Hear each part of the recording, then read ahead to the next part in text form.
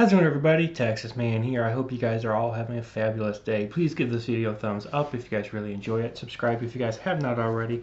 Also, do me the biggest favor of all, hit the bell notification button so you guys don't miss out on future videos or streams here on my channel. Also, if you guys would please head over to Twitch, follow me there at Douglas447. I stream there at least once a week, whether it be for Call of Duty, Battlefield, Halo, Destiny 2, Battlefield, Star Wars games, or anything else you guys suggest from your stream over there.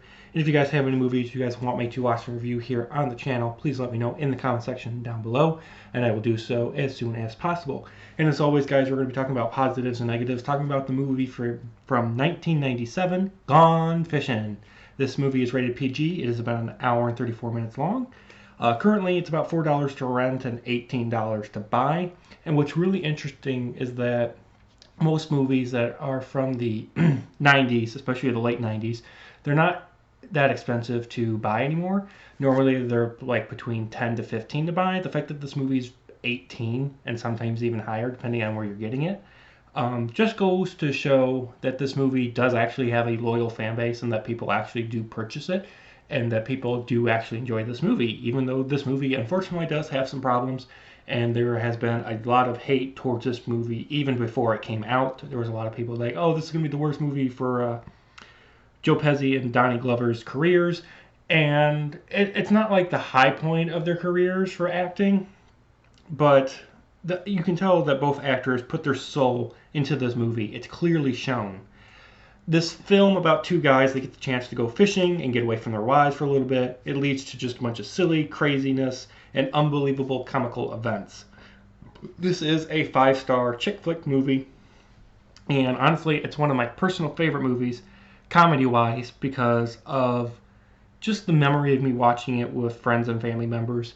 And when I went to watch this movie again for this review, I had to put my critical glasses on, and the movie still is able to remain funny and stupid, and it knows so, and it's able to embrace those facts. This is just a really good childhood classic movie for me, yet I can understand why people hate on it, and they may hate on it just because they have different comical taste. This movie definitely has a certain comical tone to it, and it may not be for everybody. This doesn't have any like really dirty jokes. It's just funny and fun for the sake of being funny and fun. And a lot of people, unfortunately, today, in today's society, they need dirty jokes, dirty humor, and that's what they classify as being comedy. I don't associate with the dirty comedy group. This is my type of comedy, and I enjoy it. Just some good craziness, some good funny comedy, some really over-the-top moments, and I really enjoy it. This movie is great for families. It has a great and fantastic soundtrack, and even when I was watching it for my review, I was constantly laughing throughout and with the friends and family members that I had with me watching it as well. I highly encourage you guys to check out this movie at least once and watch it all the way through.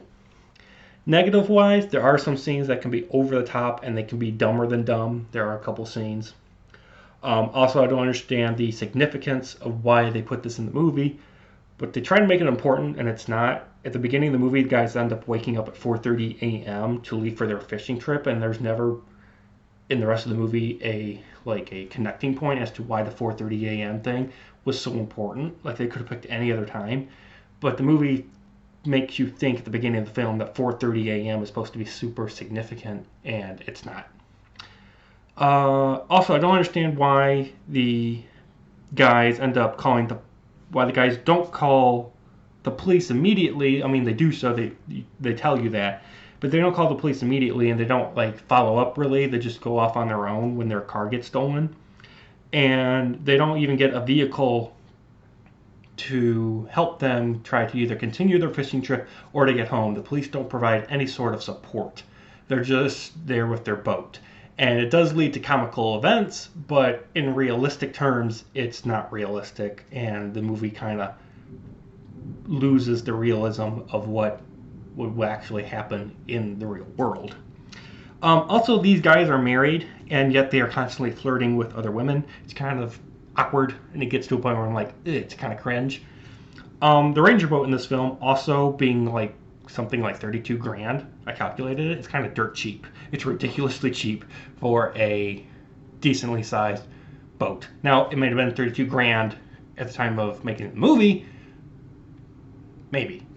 But I don't think you can get a good boat for fishing and with all the gizmos that this boat has on it for the Ranger for that price. I might be wrong. You know, if I am wrong, let me know in the comment section, but I think 32 grand for a boat is kind of cheap. Also, don't understand why, but in this universe, if you eat steak, you have a chance of being able to sleepwalk. That's never explained in the movie. Never explained as to how and why that works. Some clarification and some explanation is kind of missing from this movie from time to time. With that, guys, still, I enjoy Gone Fishing, and I encourage you guys to check out the movie if you guys haven't seen it yet. And with that, I'm going to give it a 7 out of 10. Thank you guys so much for watching. You guys all have a great day. And I'll see you guys in the next video or stream, whether it be here on YouTube or Twitch at Douglas447. Bye, guys.